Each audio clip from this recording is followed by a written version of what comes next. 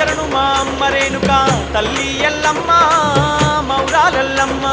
పుట్టల్ల పుట్టి పెట్టల్ల పెరిగిన శివుని బిడ్డావు గౌరీ బిడ్డావు శరణు శరణు మా అమ్మ రేణుక తల్లి ఎల్లమ్మ మౌరాలెల్లమ్మ తల్ల ముట్టి పెట్టల్ల పెరిగిన శివుని బిడ్డావు